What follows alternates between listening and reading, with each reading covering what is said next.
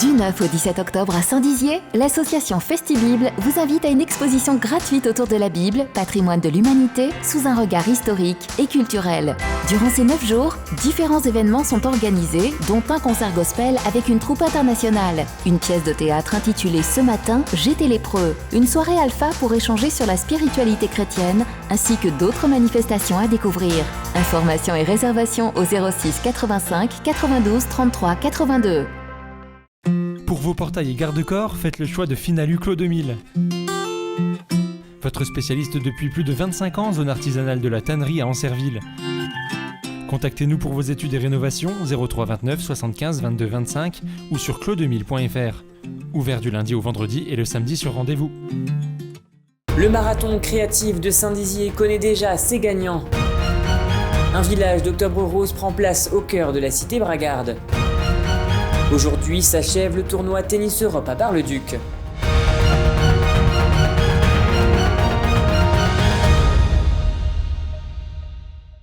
Bonsoir à tous et bienvenue dans votre journal du samedi 2 octobre et ouvrons cette édition avec le marathon créatif de Saint-Dizier qui a débuté hier et qui s'est terminé cet après-midi en présence de la ministre de la Cohésion des Territoires Jacqueline Gouraud. Les noms des 3 gagnants est donc désormais connus et on vous les dévoile dans ce reportage, regardez.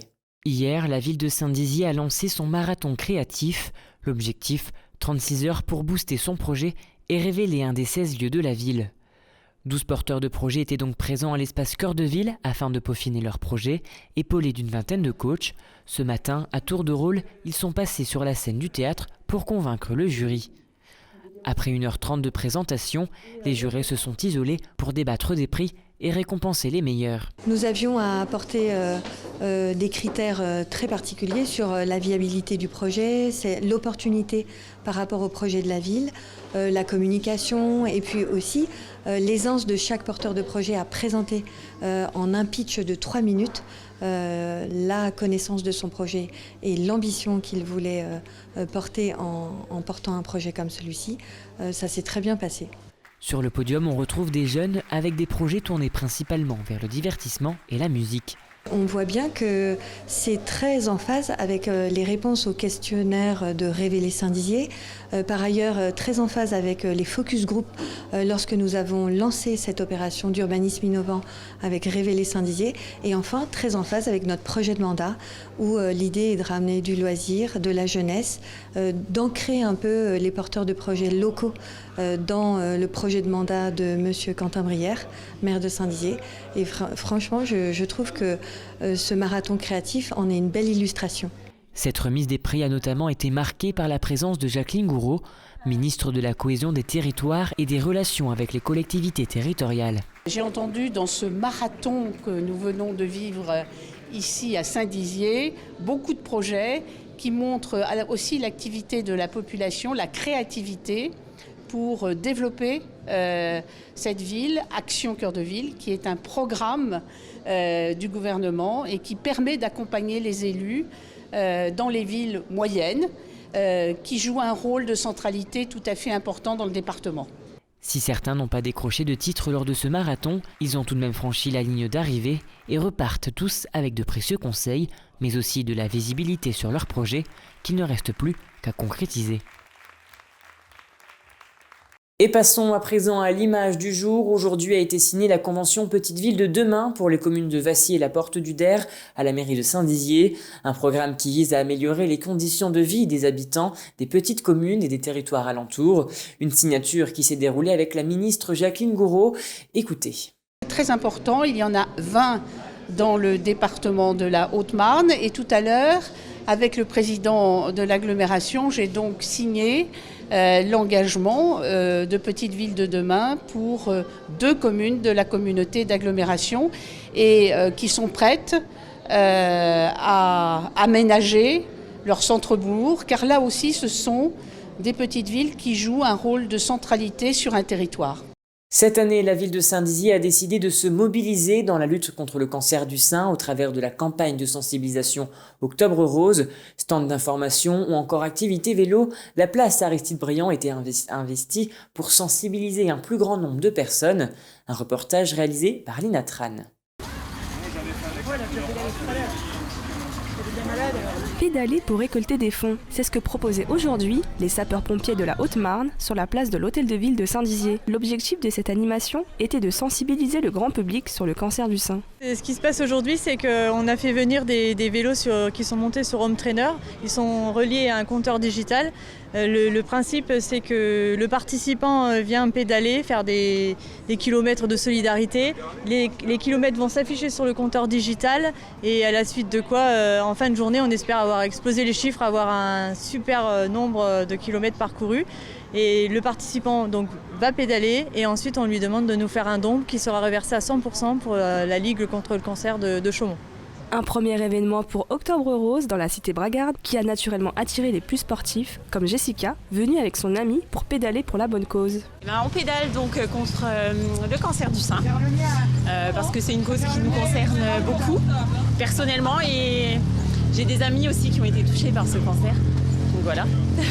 Je pense que ça touche beaucoup de personnes à travers tous ces événements et ça permet aussi de prendre en compte que ça ne touche pas que des personnes d'un certain âge. Ça peut être aussi des personnes très jeunes. Cette journée s'inscrit dans l'engagement des soldats du feu pour la lutte contre le cancer du sein durant ce mois d'octobre. Mes collègues sapeurs-pompiers donc, de Saint-Dizier ont œuvré toute la semaine pour fabriquer ce genre de ruban, des supports en bois, où on vend les ampoules 2 €, on demande un don minimum de 2 €. La personne vient mettre ses ampoules et en fin de journée, donc théoriquement, il devrait être complètement illuminé et encore une fois, les bénéfices sont reversés à 100% à la Ligue contre le cancer pour Octobre Rose. Sur le parvis, plusieurs animations étaient également présentes pour intéresser le grand public sur ce sujet, mais aussi leur permettre de faire des dons à travers une petite boutique. La Ligue contre le cancer tenait aussi un stand et proposait un quiz sur cette maladie. L'échographie des seins est le principal examen du dépistage organisé. Pour les adeptes du challenge, une course connectée est également organisée par les sapeurs-pompiers de la Haute-Marne tout au long du mois d'octobre. Et du sport à présent, depuis une semaine se tenait le tournoi Europe à Bar-le-Duc. Les jeunes sportifs âgés de moins de 14 ans se sont rencontrés afin de décrocher la première passe. Lors du tournoi, de nombreuses nationalités se sont donc affrontées, européennes, brésiliennes ou russes. Thibaut Combe dresse le bilan, écoutez. La finale femme est en train de se dérouler, on a une Belge contre une Française. Et la finale garçon, c'est 2 Français, puisqu'on a un petit Ukrainien qui a perdu hier en demi-finale contre justement le Français qui est en finale. On montre du coup à nos jeunes comment ça joue à 14 ans, à moins de 14 ans, comment ils se préparent. Ils voient déjà évidemment qu'il y a beaucoup de jeunes qui sont déjà déscolarisés. Et donc ils passent 18 heures terrain et 10 heures de physique par semaine, donc ils sont déjà en volume à 28 heures de sport, donc c'est un autre monde pour eux et c'est vraiment très intéressant de les confronter à ça. Le but évidemment c'est qu'on le conserve, mais Tennis Europe nous a conforté dans cette idée qu'on allait conserver le tournoi parce qu'il est donné pour 3 ans, il est analysé et ensuite derrière ils nous reconduisent, donc on a appris qu'on était reconduit. Alors on aura une édition 2022 qui va se passer du 29 janvier au 5 février 2022. On remercie évidemment tous nos sponsors parce que c'est grâce à eux que Tennis Europe Bar-le-Duc peut vivre et peut évoluer. Et donc c'est vraiment grâce à eux, grâce aux bénévoles et grâce aux sponsors. Et voilà, c'est la fin de cette édition. Merci à tous de l'avoir suivi. Dans un instant, vos prévisions météo de demain. Très bon dimanche à vous. Toute l'actualité qui vous concerne, à voir et ou à revoir, dès maintenant sur puissancetélévision.fr et sur notre application mobile. Vous rêvez d'initier votre enfant au piano ? Mon nom est Nathalie Wedman, je suis diplômée d'un premier prix de piano du conservatoire et j'enseigne la musique en plein cœur de Bar-le-Duc. Enseignante passionnée depuis 20 ans, ma pédagogie est adaptée à la psychologie de chaque enfant à partir de 4 ans. Plusieurs concerts sont déjà prévus à Paris et en Meuse, inscription ouverte au 06 76 48 37 52.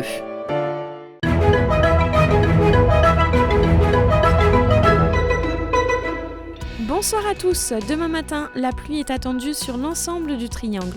Côté température, on annonce 17 degrés à Chaumont. Demain après-midi, pas de changement dans le ciel. On attend jusqu'à 17 degrés à Vitry-le-François. La soirée de demain s'annonce pluvieuse. Côté température, on attend 17 degrés à Bar-le-Duc. Demain nous fêterons les Gérards et nous perdrons 4 minutes de soleil. Très belle soirée avec Puissance Télévision.